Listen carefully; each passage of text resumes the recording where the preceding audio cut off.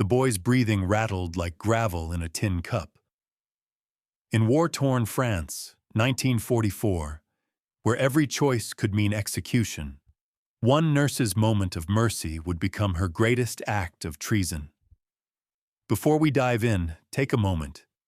Wherever you are right now, whether it's morning coffee in Kansas or midnight in Manila, drop a comment telling us where you're watching from and what time it is. Hit that like button if you believe in stories that matter, and subscribe so you never miss what happens next. The rain came down in sheets that September morning, turning the makeshift field hospital outside Caen into a river of mud and blood. Veronique Beaumont knelt beside a canvas stretcher, her nurse's apron stained rust brown, her fingers working to tie off a tourniquet on a 19-year-old American soldier who kept asking for his mother. She was 31 years old. She'd been a nurse for 11 years, 3 of them under Nazi occupation, 2 more serving the Allied advance after D-Day. Her husband had been shot by German soldiers in 1942 for hiding a Jewish family in their barn. Her daughter, just 7 years old, had died of pneumonia that same winter because Veronique couldn't get medicine past the checkpoints. She had every reason to hate. The smell of iodine and wet canvas filled the tent. The sound of artillery rumbled like a distant thunderstorm that never stopped. Outside, the texture of the mud was so thick it sucked boots off soldiers' feet. "Nurse Beaumont," Major Calloway's voice cut through the rain. "We need you at the western perimeter. Tank wreckage. Possible survivors." She wiped her hands on her apron and grabbed her medical kit, a battered leather satchel that had belonged to her father, also a medic, who died in the First War. As she trudged through the mud toward the smoldering wreck, she could see the jagged silhouette of a German Panzer IV, its turret blown clean off, black smoke still rising from the hull. 3 bodies lay sprawled in the dirt nearby, their gray uniforms unmistakable. Then she heard it. A whimper, barely human, coming from inside the tank. Veronique climbed onto the hot metal, ignoring the burns forming on her palms, and peered into the hatch. The interior was a nightmare of twisted steel and fire-scorched flesh. But in the corner, wedged between ammunition crates and a dead gunner, was a child. A boy, maybe 9 years old. Blonde hair matted with blood. Eyes squeezed shut. Wearing a Hitler Youth uniform 2 sizes too big. Her breath caught. This was the enemy. The uniform of the regime that had murdered her family. The symbol of everything she'd lost. But he was a child. She reached in and pulled him free, his small body limp and burning with fever. A piece of shrapnel was lodged in his shoulder. His left leg was twisted at an unnatural angle. When she laid him on the ground, his eyes fluttered open, pale blue, terrified, searching her face for a verdict. "Bitte," he whispered in German. "Please." Veronique Beaumont had 2 choices in that moment. She could walk away, report the body, let the war claim 1 more victim. No one would question it. No one would blame her. Or she could do the one thing that made no sense, that defied every rule of engagement, that would put her own life at risk. She chose mercy. "Can you walk?" she asked in halting German, learned from years of occupation. He shook his head, tears cutting clean lines through the soot on his cheeks. She hoisted him onto her back. He weighed almost nothing, and carried him not toward the hospital tent, but toward the supply depot at the edge of camp.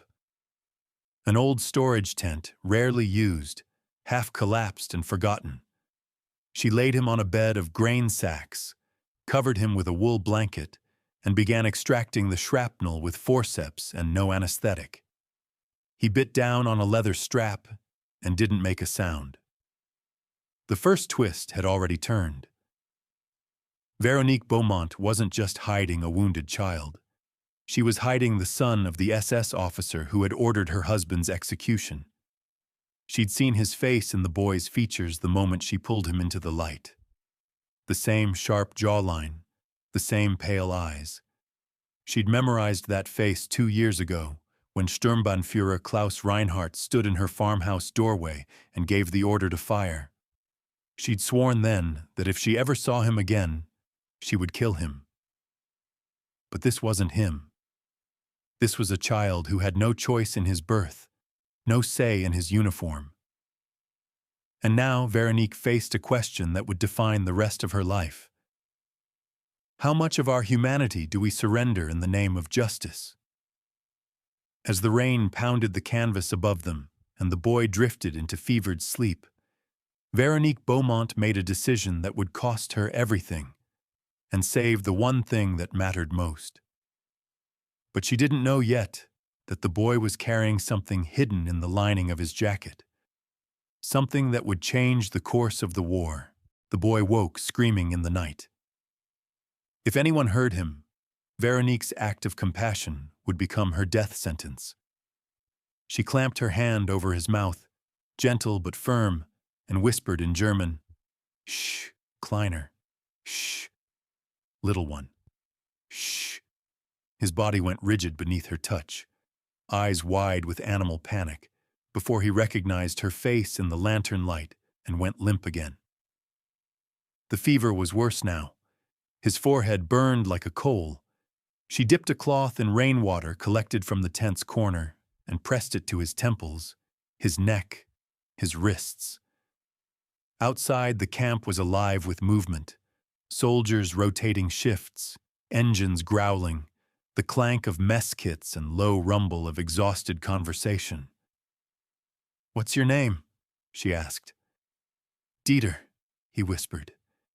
"Dieter Reinhardt." The name confirmed what she already knew. Klaus Reinhardt's son.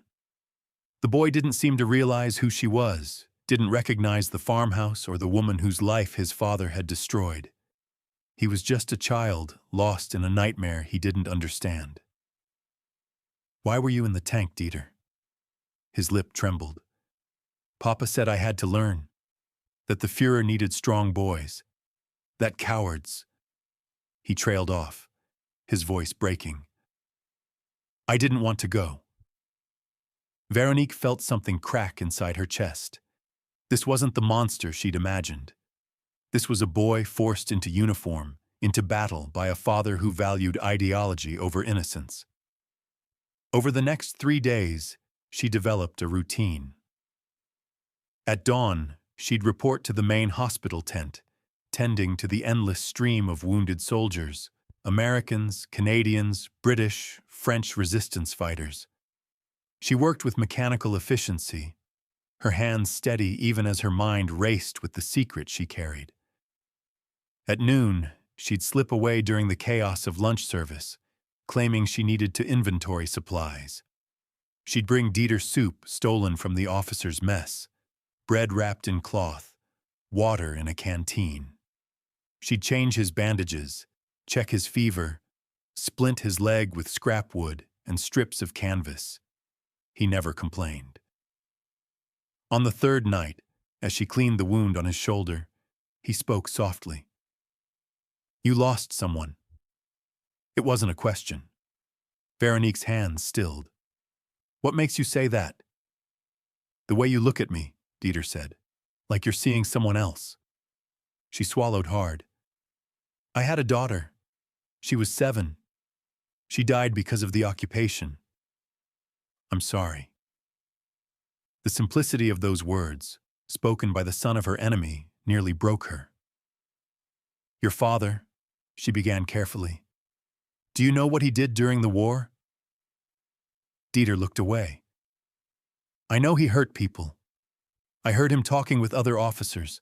I heard them laughing about—" He couldn't finish.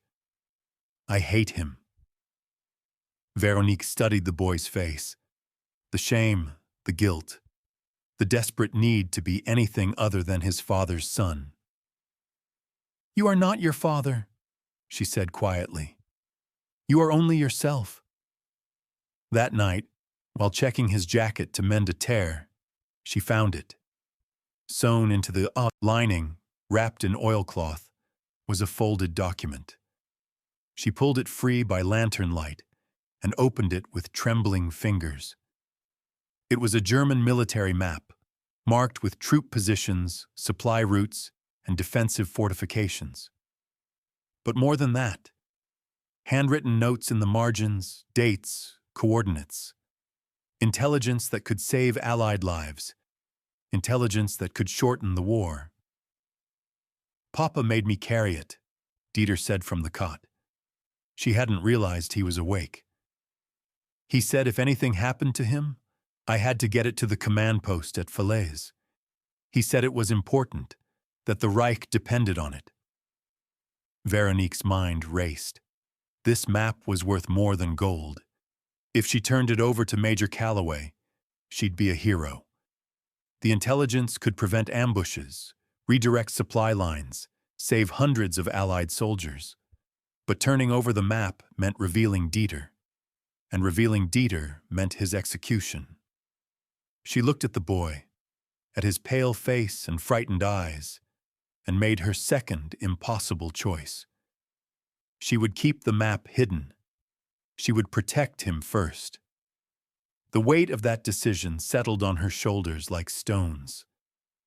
How many soldiers might die because she chose one boy's life over strategic advantage? How many families would grieve because she couldn't bring herself to sacrifice a child? "Why are you helping me?" Dieter asked, his voice barely above a whisper.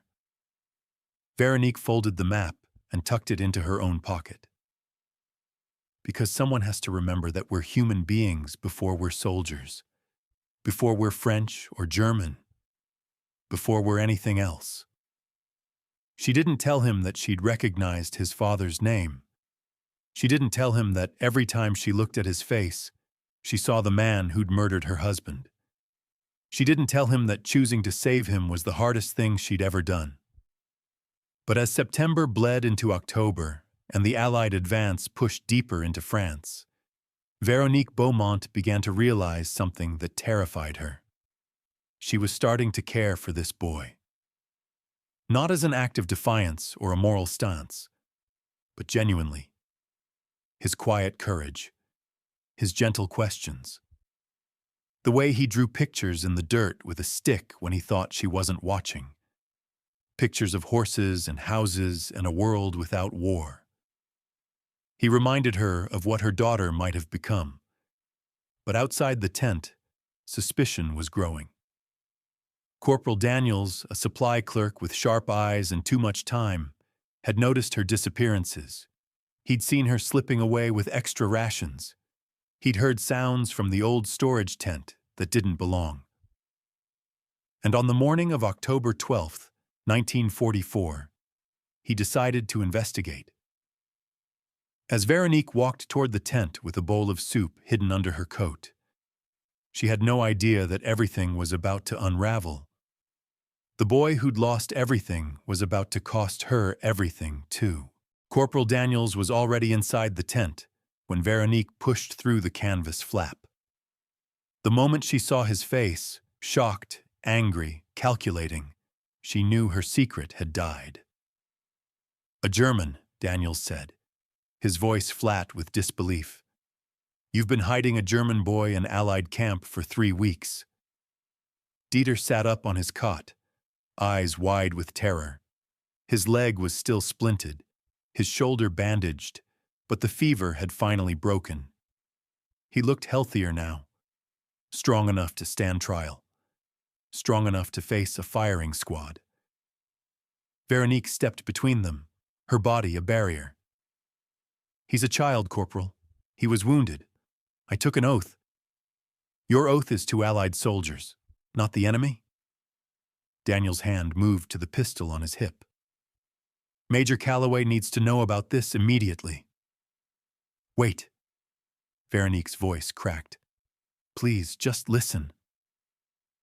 But Daniels was already backing toward the tent opening, his eyes never leaving Dieter. You've committed treason, Nurse Beaumont. There's nothing to discuss. He disappeared into the morning light. Veronique turned to Dieter, her mind racing through impossible calculations.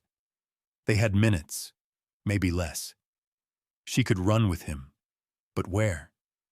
The countryside was crawling with soldiers.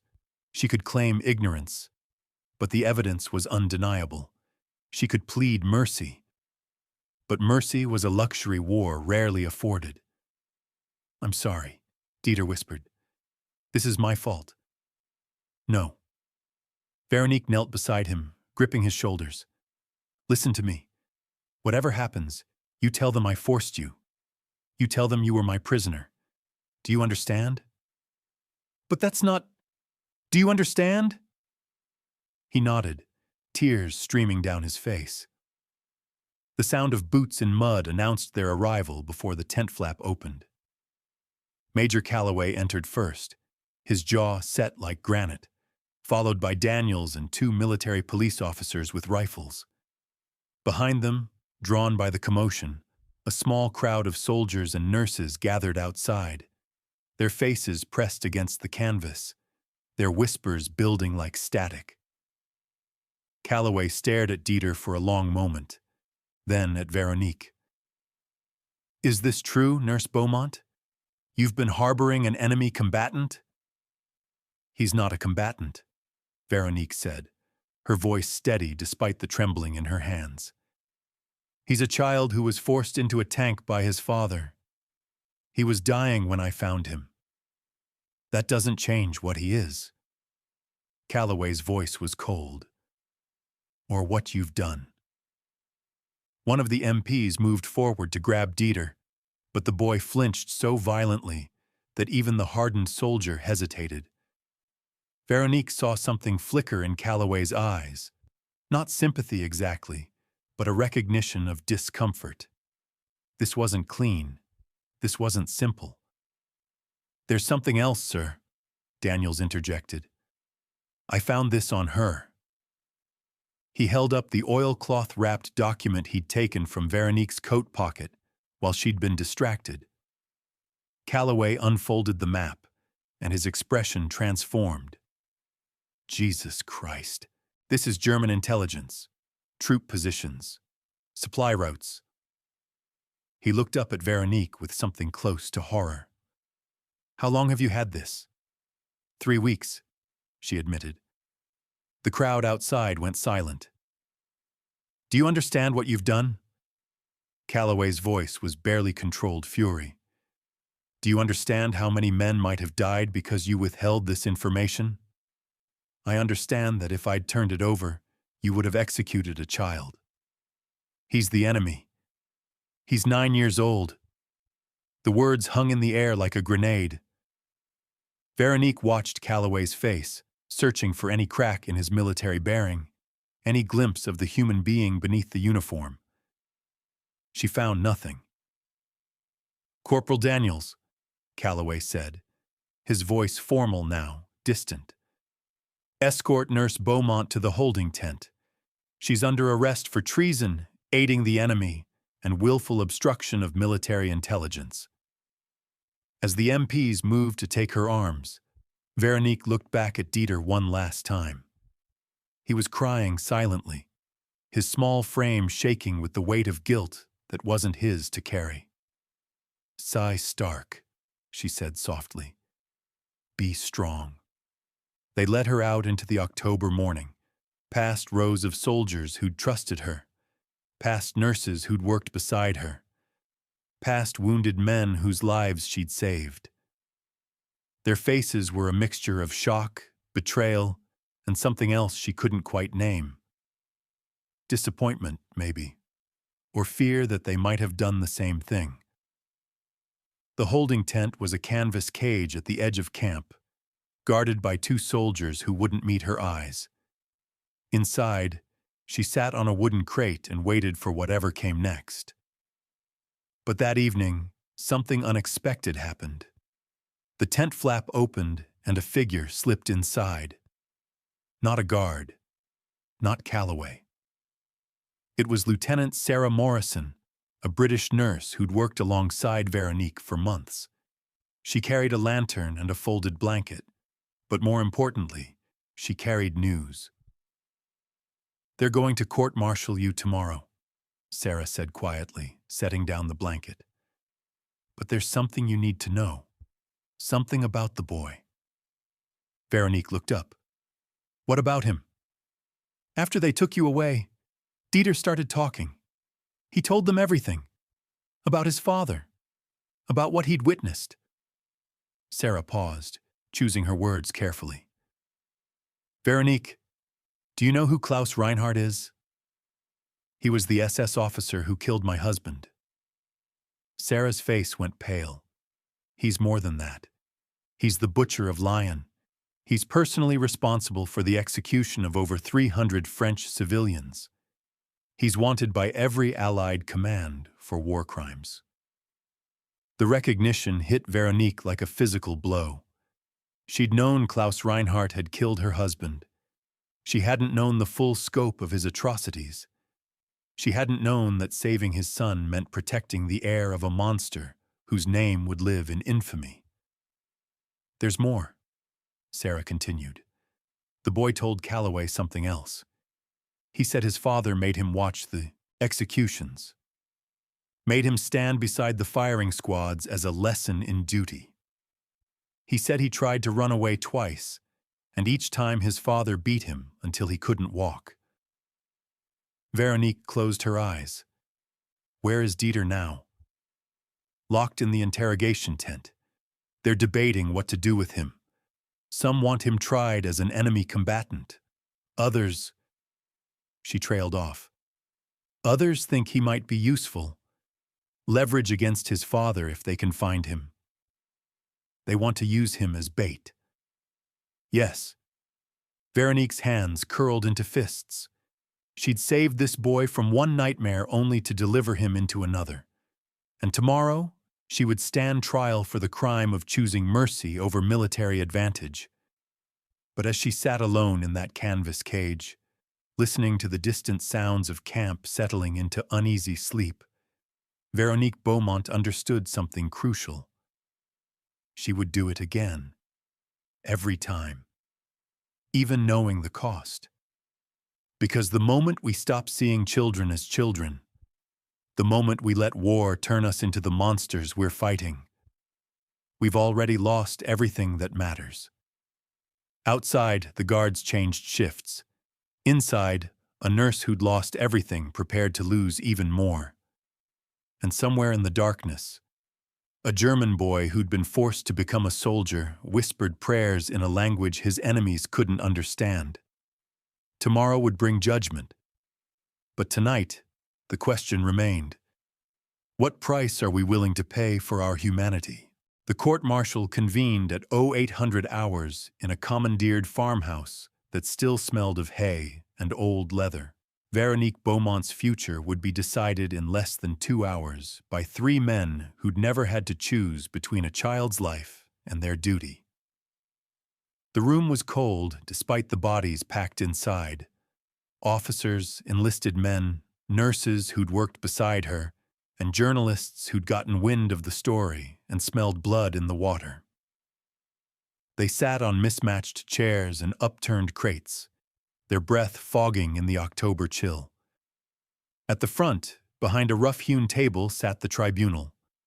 Colonel Harrison, a career officer with dead eyes, Captain Levesque, a French liaison who'd lost his entire family to the Nazis, and Major Calloway, who'd arrested her.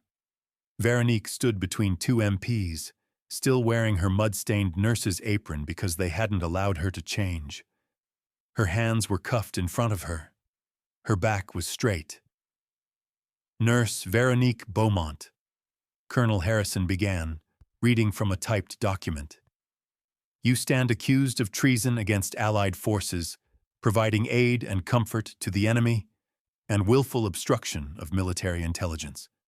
How do you plead?" "Guilty," she said clearly, "of saving a child's life." A murmur rippled through the room. "The accused will answer the question directly," Harrison snapped. "Guilty or not guilty, guilty. Harrison exchanged glances with the other officers. They'd expected a defense, an excuse, some attempt to mitigate her actions. Her simple admission threw their prepared arguments into disarray. "Very well," Harrison continued. "The prosecution will present evidence." Corporal Daniels took the stand first, describing how he'd discovered Veronique sneaking supplies, how he'd followed her to the abandoned tent, how he'd found the German boy hidden among grain sacks. His testimony was factual, efficient, damning. Then they called Major Calloway. "Major, in your professional opinion, what impact did Nurse Beaumont's actions have on Allied operations?" Calloway's jaw worked for a moment before he spoke. "The intelligence she withheld contained enemy positions that could have prevented the ambush at Mortagne. We lost 17 men in that engagement. The map she hid might have saved them." 17 lives. The number settled over the room like a shroud. Veronique felt it pressing against her chest, stealing her breath. 17 families who would never see their sons, husbands, fathers again. 17 graves that her mercy had dug. "And the boy himself," Harrison pressed. "What threat does he pose?" "Minimal direct threat, sir. But he's the son of Klaus Reinhardt, the butcher of Lyon. His value is strategic, as leverage or intelligence source." "So Nurse Beaumont endangered Allied lives to protect the son of a war criminal?" "Yes, sir." The room erupted in angry whispers. Someone shouted from the back, "Hang her!" The MPs restored order, but the damage was done. The success narrative was set. Veronique Beaumont wasn't a nurse who'd saved a child. She was a traitor who'd chosen the enemy over her own. "Does the defense wish to present witnesses?" Harrison asked, clearly expecting none. "I do, sir." The voice came from the doorway. Lieutenant Sarah Morrison stepped forward, still in her surgical apron, her hands stained with the morning's blood. Behind her, impossibly, stood Dieter Reinhardt, supported by a crutch, his Hitler Youth uniform replaced with oversized Allied fatigues. "This is highly irregular," Harrison protested. "The boy has testimony relevant to the charges," Sarah insisted. "And I invoke the Geneva Convention. He has the right to speak in his own defense, and in defense of those who've shown him mercy." Harrison looked like he wanted to refuse, but too many eyes were watching. Too many journalists scribbling notes. "5 minutes," he said finally. Sarah helped Dieter to the front of the room. The boy looked terrified, his face pale, his hands shaking. But when he saw Veronique, something steadied in his expression. "State your name," Harrison commanded. "Dieter Klaus Reinhardt," the boy said in careful English, each word practiced. 9 years old, son of Sturmbannführer Klaus Reinhardt. "And you were hidden by Nurse Beaumont?" "She saved my life." Dieter's voice was stronger now. "I was dying in the tank. She pulled me out. She fixed my shoulder. She gave me food when she had nothing. She—" His voice cracked. "She sang to me when I had nightmares." Veronique's throat tightened. She'd forgotten about that. The lullabies she'd hummed in the darkness. Old French songs her own daughter had loved. "Your father is responsible for the deaths of hundreds of French civilians," Captain Levesque said, leaning forward. "Did you know this?" "Yes, sir." "And yet you wear his name?" "I have no choice in my name," Dieter said quietly. "But I have a choice in what I do. My father is a monster. I know this. I watched him." The boy's composure cracked. "I watched him kill people, good people. He made me stand there and watch because he said it would make me strong. But it didn't make me strong. It made me sick. It made me want to die." The room went absolutely silent. Nurse Beaumont didn't know who I was when she saved me, Dieter continued. She found out later. She found out I was the son of the man who murdered her husband, the man who killed her daughter by taking away medicine. She knew all of this, and she still took care of me. Someone in the audience gasped. Even the tribunal looked shaken. She had every reason to let me die, Dieter said, tears now streaming openly down his face. Every reason to hate me. But she chose to be better than the war, better than my father, better than all the killing and hate. He turned to look directly at Veronique. She chose to be human. Humanity is the hardest choice in war. Harrison cleared his throat, clearly uncomfortable. Thank you, son. You may... I'm not finished, sir. Dieter reached into his pocket and pulled out a folded piece of paper. I drew this for Nurse Beaumont, to say thank you, but I think everyone should see it. He unfolded the paper and held it up. It was a child's drawing, crude but clear. A woman with a red cross on her chest, holding the hand of a small boy. Above them, sketched in careful detail, was text in both German and French. Mercy is not weakness, mercy is strength. Something shifted in the room, not absolution. The anger and judgment were still there, but something else. Recognition, perhaps. A reminder of what they were supposed to be fighting for. The prosecution rests, Harrison said, his voice oddly strained. We'll deliberate and return with a verdict. The tribunal withdrew to a back room. The wait lasted 37 minutes that felt like hours. Veronique kept her eyes on Dieter, who sat in the front row beside Sarah, his drawing clutched in his lap. When the officers returned, their faces revealed nothing. Nurse Veronique Beaumont, Colonel Harrison announced. This tribunal finds you guilty of all charges. However, given the unique circumstances and the testimony of the minor involved, we are prepared to offer leniency. Veronique's heart hammered against her ribs. You will be dishonorably discharged from service, stripped of rank and commendations. You will serve 6 months in military prison, and you will be barred from ever serving in any military capacity again.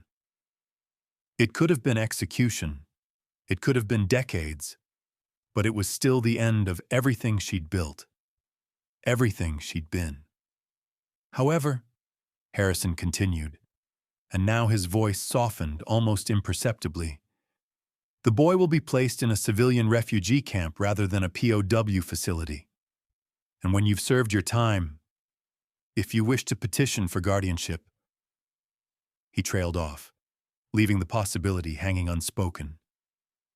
Veronique's vision blurred with tears. She'd lost her career, her honor, her place in the world, but she'd saved a life, and somehow, impossibly, she might gain a son. As the MPs led her away to begin her sentence, Dieter broke free from Sarah's grasp and ran to her, wrapping his thin arms around her waist. Danke, he whispered into her apron. Danke, Mama. The words shattered her. Outside, the war continued. Soldiers marched, artillery thundered, the machine ground on. But inside that cold farmhouse, something small and precious had survived. What would you have done in her place? The military prison at Rouen was a stone fortress that swallowed light and hope in equal measure. For Veronique Beaumont, it became the place where she would either lose herself entirely or discover what remained when everything else was stripped away. The cell measured 6 paces by 4. The walls wept moisture even in winter. The texture of the stone was rough enough to draw blood if you leaned too hard, and the smell, unwashed bodies, rusted metal, despair aged like wine, settled into your clothes, your hair, your skin until you couldn't remember what clean air tasted like. Through the single barred window, She could hear the sounds of the city rebuilding, hammers against wood, trucks grinding through cobblestone streets, the occasional laughter of children playing in rubble-strewn squares. The world was healing. She was being punished for trying to heal it. The other prisoners were a mixture of collaborators, black market dealers, and soldiers who'd committed crimes severe enough to warrant confinement even in wartime. They whispered about her. The nurse who'd betrayed France. The woman who'd chosen a Nazi child over Allied soldiers. Some spat when she walked past. Others simply stared with the kind of contempt that cuts deeper than violence. But there was one prisoner who didn't judge. Her name was Marguerite Lavelle, a 53-year-old schoolteacher from Lille who'd been arrested for refusing to denounce a neighbor suspected of resistance activities. She'd been in Rouen for 4 months, waiting for a trial that kept being postponed because the evidence against her was flimsy, and everyone knew it. "They put you in with me because they think I'll make you suffer," Marguerite said on Veronique's first night, her voice matter-of-fact in the darkness. "They think a patriotic Frenchwoman will hate you for what you did." Veronique said nothing, staring at the ceiling where moonlight painted prison bar shadows. "But I heard what happened at your trial," Marguerite continued. "I heard about the boy, about who his father was, about what you lost." A long pause. "I think what you did took more courage than anything I've ever done." The kindness, unexpected and undeserved, broke something loose in Veronique's chest. She turned her face to the wall and cried for the first time since her arrest, her shoulders shaking silently while Marguerite hummed a lullaby, the same one Veronique had sung to Dieter in the tent. Small gestures of humanity survive even here. The days developed a rhythm. Wake at dawn to the clang of metal doors. Breakfast of watery porridge and stale bread. Work detail, scrubbing floors, hauling laundry, whatever task the guards deemed appropriate for traitors. Lunch of thin soup, more work. Dinner of the same. Lights out at 2100 hours. But within that brutal routine, Veronique found unexpected moments of grace. Marguerite taught her poetry in the cell at night. Baudelaire, Rimbaud, Verlaine, reciting from memory because books were forbidden. The words became a lifeline, a reminder that beauty still existed somewhere beyond the stone walls. A guard named Private Rousseau, barely 18 and clearly uncomfortable with his assignment, would sometimes slip her extra bread when his sergeant wasn't watching. He never said why, but Veronique suspected he had a younger brother. Someone who reminded him that mercy wasn't weakness. And once a week, on Thursday afternoons, Lieutenant Sarah Morrison was allowed a 15-minute visit. She brought news of Dieter. "He's in a refugee camp near Caen," Sarah reported during her third visit, speaking quickly to maximize their limited time. "It's run by Catholic nuns. They're kind to him. He asks about you constantly." "Is he safe?" "As safe as any of us are." Sarah hesitated. "Veronique, there's something you should know. Klaus Reinhardt has been captured. They found him hiding in a farmhouse outside Strasbourg." Veronique's breath caught. "When?" "Last week. He's being held for war crimes. The trial will be in Nuremberg, probably next year." Sarah leaned closer, lowering her voice. "They want Dieter to testify against him." "No." The word came out sharp, final. "He's 9 years old. I won't let them make him relive that nightmare in a courtroom full of strangers." "You might not have a choice. You're not his legal guardian." "Then I'll become his legal guardian." Veronique gripped the bars between them. "Sarah, promise me, whatever happens, don't let them use that boy as a weapon. He's already been through enough." Sarah nodded slowly. I'll do what I can. But as the weeks bled into months, Veronique learned that prison wasn't just about confinement. It was about erosion, the slow wearing away of everything you thought you were until only the essential remained. She watched women break under the weight of isolation, watched them turn cruel or catatonic or simply hollow, watched the light go out behind their eyes like candles snuffed one by one. She made a choice not to break. Every morning, she would recite the names of people she'd saved, the soldiers she'd nursed back to health, the civilians she'd treated during the occupation, the boy she'd pulled from a burning tank. She would say their names like prayers, like anchors, like proof that her life had mattered for more than this cell. And every night, she would draw on scraps of paper that Rousseau smuggled to her. Simple sketches at first. Flowers, birds, the view from her childhood bedroom window. But gradually, they evolved into something more specific. Plans for a house. A real house with a garden and a swing set and windows that let in sunlight. A home for her and Dieter when this was over, if this was ever over. On a bitter February morning in 1945, 3 months into her sentence, the routine shattered.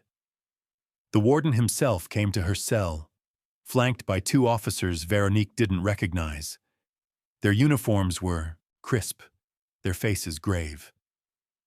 "Nurse Beaumont," the warden said, his voice devoid of the usual contempt. "You need to come with us immediately." Fear spiked through her chest. What's happened? Is it Dieter? It's not the boy, it's... The warden paused, choosing his words carefully. "There's been a development in your case. An appeal has been filed on your behalf." "By whom?" "By 37 Allied soldiers whose lives you saved during your service. They've petitioned for your early release based on extraordinary humanitarian contributions." He handed her a thick folder of letters, testimonials, photographs of men in hospital beds with her standing beside them. Veronique stared at the papers, her hands trembling. "I don't understand." "Neither do I," the warden admitted. "But apparently, the boy you saved, Dieter Reinhardt, wrote to every soldier whose name appeared in your service records. He told them your story. He asked them to remember what you'd done for them before you saved him." The warden's expression softened almost imperceptibly. "Half the Allied command has been receiving letters from a 9-year-old German boy written in broken English, explaining why mercy matters more than revenge." Veronique felt her knees weaken. "Where is he now?" "Waiting for you. If the appeal is granted, you'll be released into his custody as his temporary guardian pending full adoption proceedings." The warden paused. "The hearing is in 2 hours. I suggest you prepare yourself." As they led her from the cell, Marguerite grabbed her hand through the bars. "Go," the older woman whispered. "Go and be the mother that boy deserves. Be the proof that goodness survives." The appeal hearing took place in the same room where she'd been court-martialed, but the atmosphere was entirely different. The tribunal had been replaced by a civilian magistrate. The hostile crowd had been replaced by nurses, doctors, and soldiers, some still in bandages, who'd come to testify on her behalf. And in the front row, holding Sarah Morrison's hand, sat Dieter. He'd grown in 3 months. His face had filled out. His eyes held less fear. But when he saw Veronique, he smiled with such pure, uncomplicated joy that she felt her heart restart after months of numbness. The testimonials took an hour. Soldier after soldier stood and described how Veronique had saved their lives, often at great personal risk. A Canadian corporal whose arm she'd amputated by lamplight during an artillery barrage. A British pilot she'd pulled from a burning plane. An American private she'd shielded with her own body when the field hospital was strafed. She saved my life, each of them said, in different words but with the same conviction. She deserves her freedom. The magistrate listened to all of it, his expression unreadable. When the last witness finished, he cleared his throat. Nurse Beaumont, you violated military law. That is undisputed.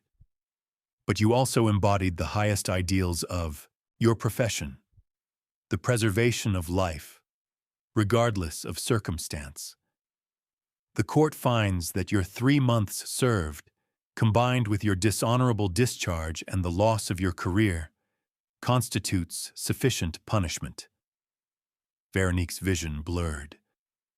You are hereby released into the custody of the Archdiocese of Rouen, pending completion of guardianship proceedings for the minor Dieter Reinhardt. Do you accept these terms?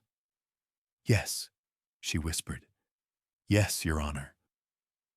As the magistrate brought down his gavel, Dieter broke free and ran to her, and this time no one stopped him. She caught him in her arms, holding him tight while he sobbed into her shoulder, not from sadness but from relief, from joy, from the overwhelming weight of being safe at last. I thought I'd lost you, he cried in German. Never, she whispered back. Never again.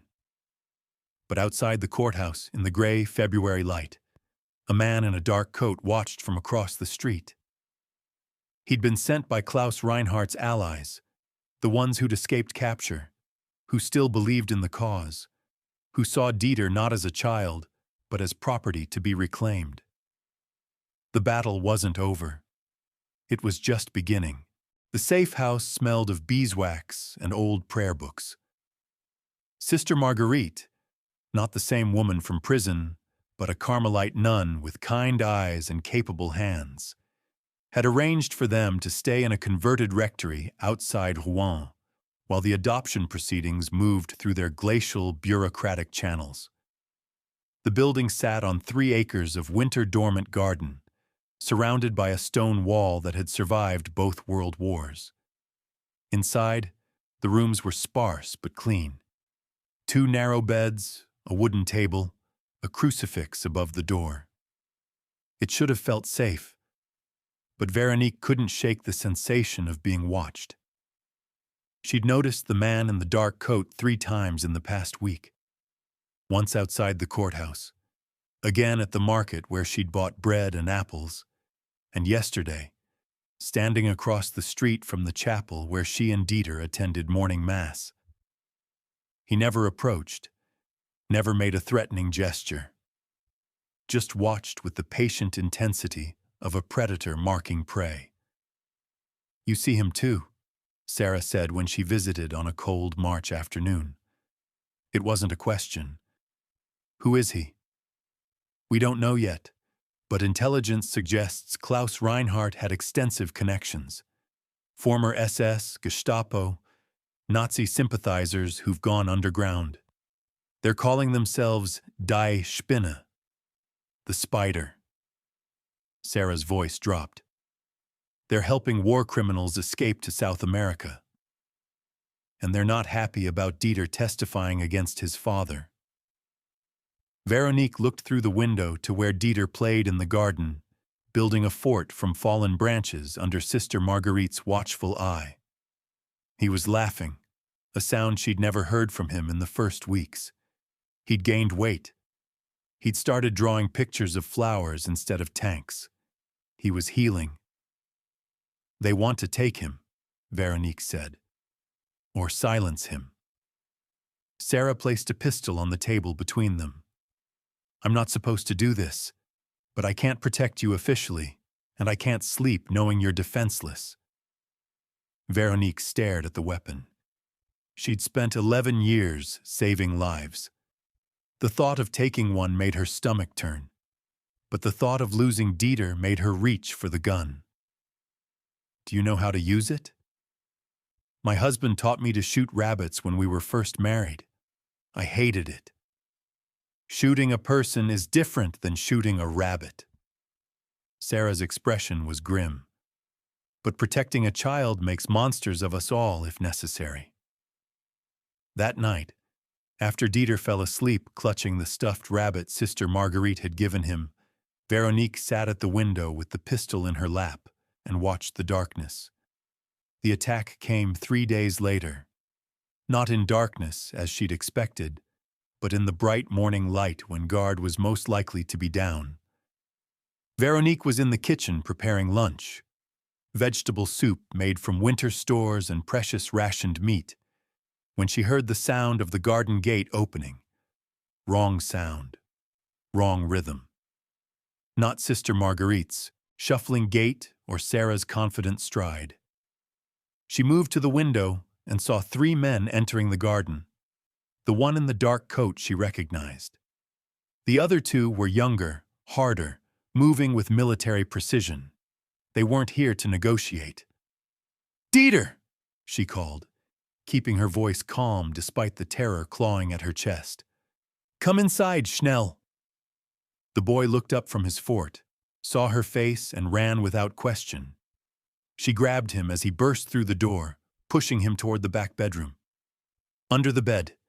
Stay there no matter what you hear. Understand?" "Mutti."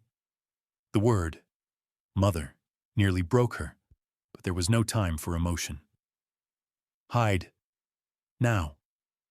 She locked the bedroom door, pocketed the key, and retrieved the pistol from the kitchen drawer. Her hands were shaking. Her breath came in short gasps. Everything in her training screamed against what she was about to do, but everything in her heart demanded it. The front door burst open. The man in the dark coat entered first, speaking German with a Berlin accent. "Frau Beaumont, we mean you no harm. We simply want the boy." "No." Her voice was steadier than her hands. "He belongs with his people, with those who understand his father's vision. His father is a murderer. His father made him watch executions. His father beat him for showing mercy. His father is a hero of the Reich." One of the younger men spat. "And the boy is his blood, his legacy." Veronique raised the pistol, aiming at the chest of the man in the dark coat. "He's my son, and you're leaving. Now." For a moment, she thought they might retreat. Thought the sight of an armed woman defending her child might be enough. But then the man smiled, a cold, calculated expression that said he'd already won. "You're a nurse. You save lives. You won't shoot." He was right, and he was wrong.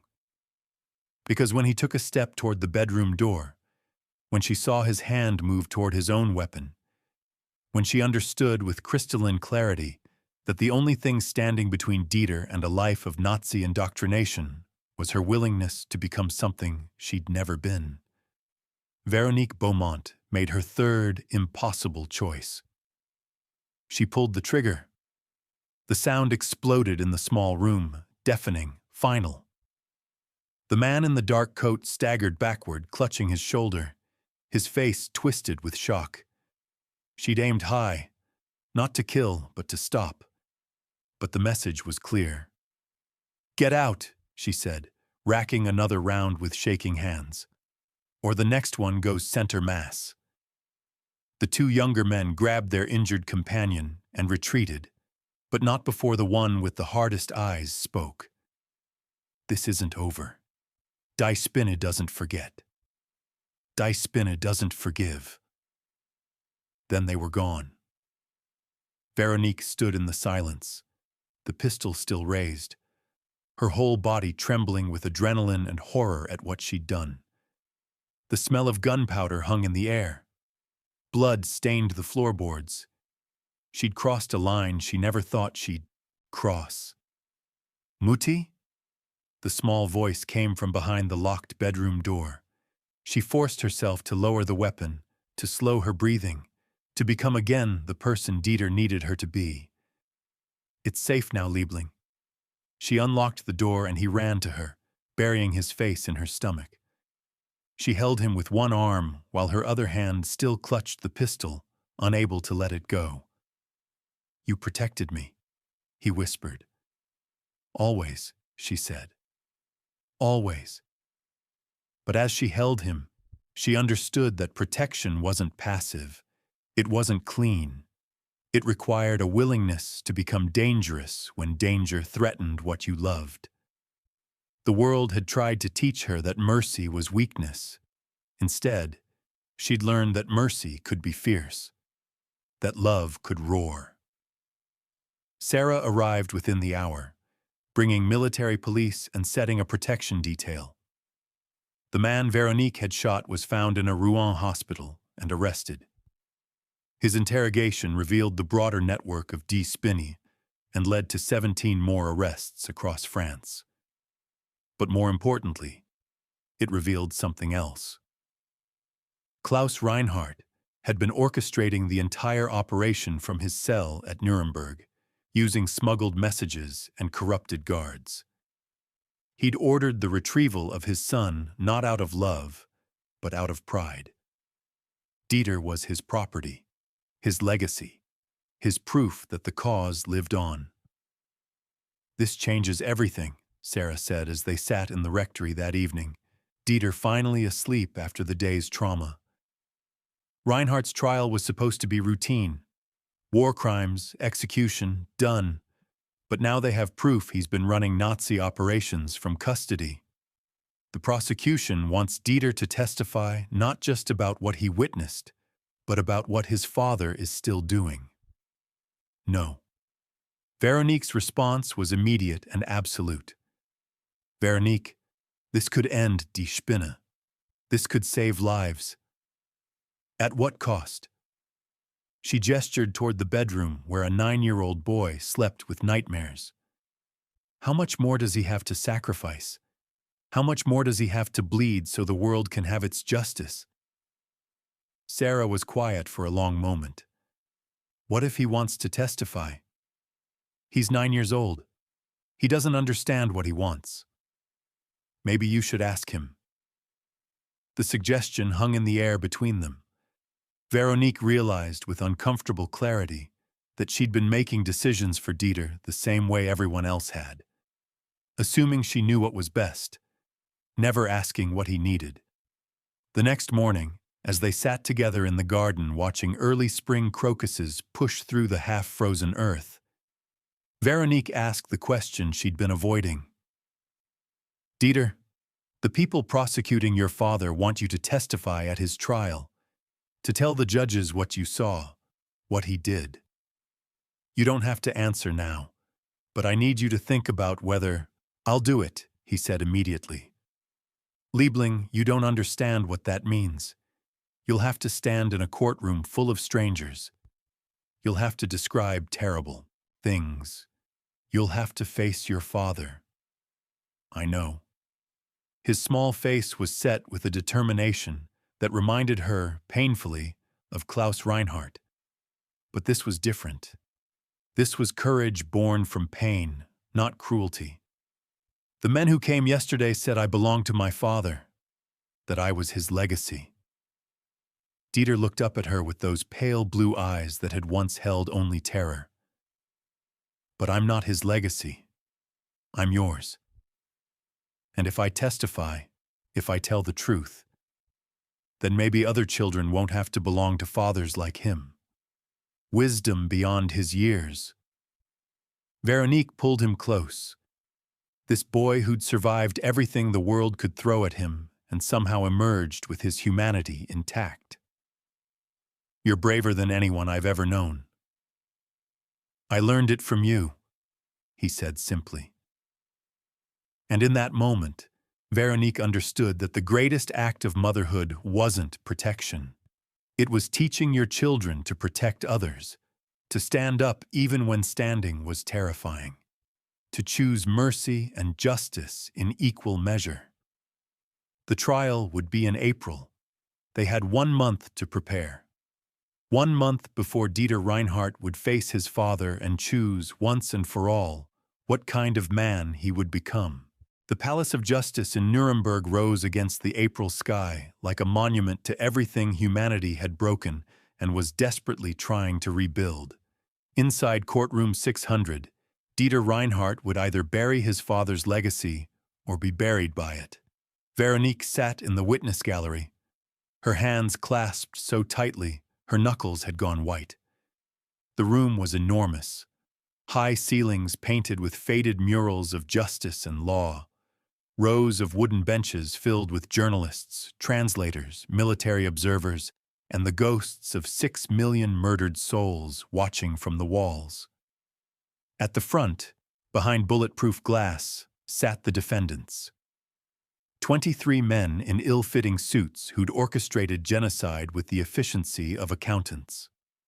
Klaus Reinhardt sat at the end of the row, his posture military straight, his expression carved from granite. He hadn't looked at his son once. The sound of the judge's gavel brought the room to order. Chief Judge Lawrence, a British jurist with silver hair and eyes that had seen too much, read the day's proceedings in a voice that echoed off marble and memory. The tribunal calls Dieter Klaus Reinhardt to the witness stand. Sarah Morrison, sitting beside Veronique, squeezed her hand. He'll be all right. You've prepared him. But no amount of preparation could shield a child from this, from the weight of history, from the cameras, from the hatred in his father's eyes. Dieter walked to the witness stand with his head high, wearing a simple gray suit that Sister Marguerite had tailored from donated fabric. He looked impossibly small in the vast courtroom, a sparrow in a cathedral built for eagles. When he placed his hand on the Bible to swear his oath, his fingers barely covered the leather. "I swear to tell the truth, the whole truth, and nothing but the truth," he said in German, then repeated it in careful English. The prosecutor, an American colonel named Robert Keller, approached with the kind of gentle authority good teachers possess. "Dieter, can you tell the court your relationship to the defendant Klaus Reinhardt?" "He's my father." The words came out flat, empty of emotion. "And can you describe your childhood with him?" Dieter's testimony unfolded like a wound being opened. He described growing up in a Munich apartment, filled with Nazi propaganda and his father's rage. Described being forced to attend Hitler youth rallies, where they sang songs about racial purity and destiny. Described the first time he was made to watch an execution. He was 6 years old, and the prisoner was a teacher who'd been caught hiding books the Reich had banned. "My father said I needed to understand the cost of weakness," Dieter explained, his voice steady despite the trembling in his hands. He said compassion was a disease that the new Germany would cure. The courtroom was absolutely silent. Even the translators seemed to hold their breath. "And did you believe him?" "I tried to." Dieter finally looked at his father, and something flickered across Klaus Reinhardt's face. Not shame, not regret. Something closer to disappointment. "I tried to be what he wanted.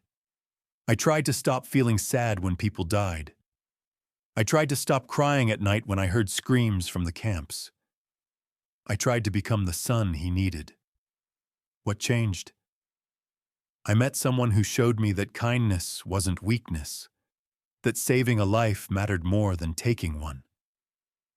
Dieter's eyes found Veronique in the gallery. Someone who had every reason to hate me and chose to love me instead. Keller let the moment breathe, then continued. "Dieter, I need to ask you about something difficult. While in custody, your father attempted to have you retrieved by members of Die Spinne, a Nazi underground network. Were you aware of this?" "Not until afterward, but when I learned what he'd tried to do, I understood something." Dieter's voice grew stronger. "He didn't want me back because he loved me. He wanted me back because I was proof he still had power, that even in a prison cell, even defeated, he could still control something." "Objection!" Klaus Reinhardt's lawyer shot to his feet. The witness is a child. He cannot speak to my client's motivations. I'm his son, Dieter said before the judge could rule. I lived with his motivations for 9 years. I know the difference between love and possession. Judge Lawrence studied the boy for a long moment. Objection overruled. The witness may continue. What followed was 2 hours of the most damning testimony the Nuremberg trials had heard. Dieter described his father's continued activities from prison. The coded letters, the bribes to guards, the network of former SS officers still loyal to the cause. He described the plan to kidnap him and smuggle him to Argentina, where he would be raised by Nazi exiles to continue the ideology. But more than that, he described what it meant to be the son of a monster.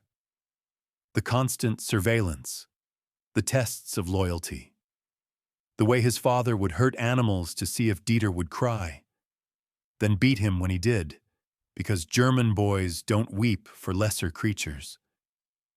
Did your father ever show you affection? Keller asked. Dieter thought for a long time. Once. I was 5. I fell from a tree and broke my arm. He carried me to the hospital. In the car, he held my hand and told me I was strong, that I would survive. A pause.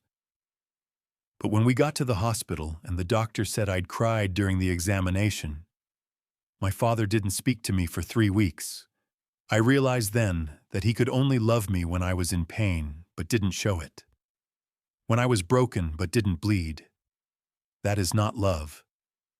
The defense's cross-examination was brutal. Klaus Reinhardt's lawyer, a hawk-faced man named Hoffman, attacked Dieter's memory, his loyalties, his relationship with Veronique. Isn't it true that Nurse Beaumont has manipulated you? That she's filled your head with lies about your father to serve her own vendetta? She didn't have to tell me lies, Dieter replied calmly. I lived the truth. You were 9 years old during most of these events. Children have vivid imaginations. Children also have eyes, and ears, and scars. Dieter pulled back his sleeve, revealing the white lines on his forearm where cigarettes had been extinguished. My father gave me these when I brought home a stray dog. He said I needed to learn that caring for weak things made you weak. Hoffman's face went pale. He had no response to that. But then Klaus Reinhardt himself stood, his voice cutting through the courtroom like a blade. May I address my son? The request was so unprecedented that even Judge Lawrence seemed uncertain. This is highly irregular. I have a right to face my accuser. After a tense deliberation, the judge allowed it. Klaus Reinhardt approached the witness stand, still behind the bulletproof glass, but close enough that Dieter could see every detail of the face that had haunted his nightmares. Dieter, Klaus said, and his voice held something almost like warmth. You've been deceived. That woman, he gestured toward Veronique, has poisoned you against your blood, against your people. But it's not too late. Renounce this testimony. Come back to your true family. We can still make you into something great. The courtroom held its breath. Dieter stood up in the witness box, drawing himself to his full height. Still small, still a child, but somehow towering in that moment. You're not my family, he said clearly. You're the man who taught me what a father should never be. And because of you, I know exactly what kind of man I want to become. He turned to Judge Lawrence. I have nothing more to say to him. He stopped being my father the day he chose hate over humanity. Klaus Reinhardt's face transformed into something ugly, something that revealed the monster beneath the uniform. You're weak. You're a disgrace to the Reinhardt name. Then I'll change my name, Dieter replied. I'll become Dieter Beaumont, and I'll spend the rest of my life proving that kindness is stronger than cruelty, that mercy is braver than murder, that everything you believed was a lie. The gavel came down like thunder. Guards moved to restrain Klaus Reinhardt as he lunged toward his son, screaming obscenities and threats. But Dieter didn't flinch. He simply walked down from the witness stand, past the cameras and the journalists and the ghosts, straight into Veronique's arms. She held him as he finally broke, his small body shaking with sobs that had been building for 9 years. She held him while the courtroom erupted in chaos around them. She held him until the trembling stopped, and he looked up at her with eyes that were no longer a child's. "Can we go home now?" he whispered. "Yes," she said, tears streaming down her own face. "Yes, mon fils, we can go home." The verdict came 3 weeks later. Klaus Reinhardt was found guilty of crimes against humanity, conspiracy to commit genocide, and continued coordination of Nazi activities while in custody. He was sentenced to death by hanging. The sentence was carried out on a rainy morning in June 1946. Dieter never asked to attend. He was too busy learning to be a child again, playing in the garden Sister Marguerite had helped Veronique plant, drawing pictures of houses and families and futures that didn't include monsters, learning that the sins of fathers don't have to become the destiny of sons. Justice, when it finally came, tasted like rain and new beginnings. But the shadows of war are long, and some debts take lifetimes to repay. Spring arrived in Rouen like a whispered promise, painting the world in shades of forgiveness. 23 years after the trial, Veronique Beaumont stood in the garden she'd built with her own hands and watched her son teach his daughter how to plant tomatoes. The house was the one she'd sketched on prison scraps. Cream-colored stone with blue shutters, a red tile roof that sang when rain fell, windows that caught morning light and held it like a blessing. The garden sprawled across half an acre, roses climbing trellises, herbs in neat rows, fruit trees that Dieter had planted when he was 12 and that now bore apples and pears with abundance. A swing hung from the old oak, its ropes worn smooth by decades of children's hands. Dieter was 32 now, a veterinarian who specialized in trauma cases, animals who'd been abused, neglected, abandoned. He'd married Claire, a teacher from Lyon 5 years ago.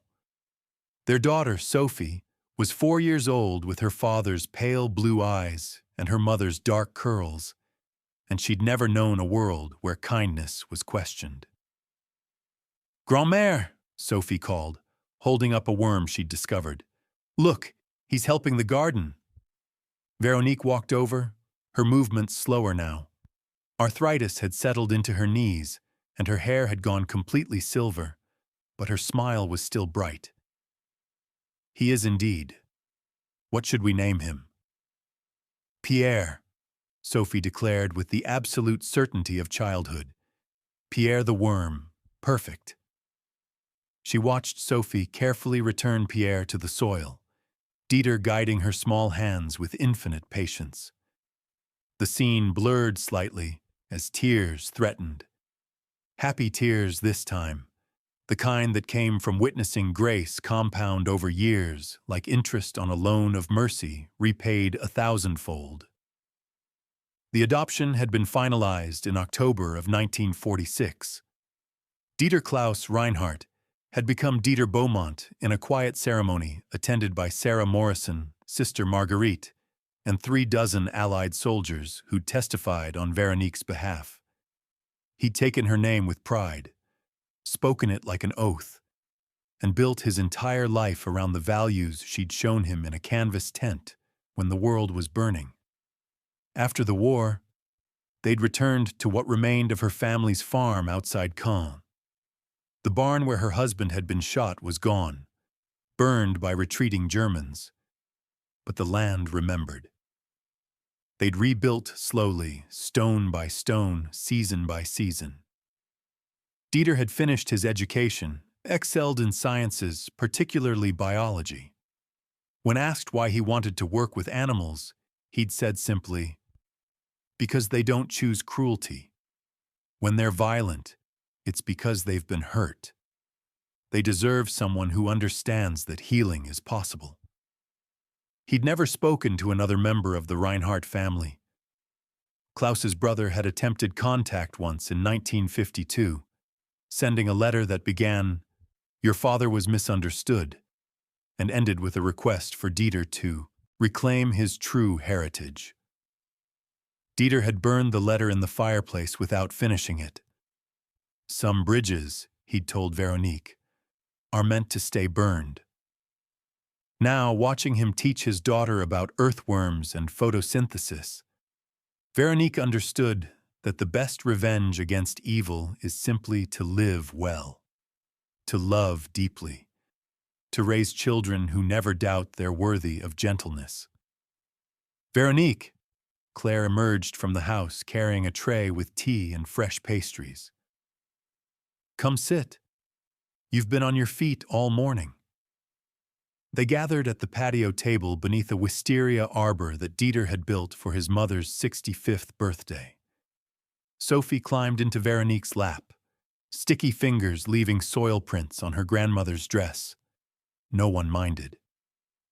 "Did you hear?" Claire said, pouring tea.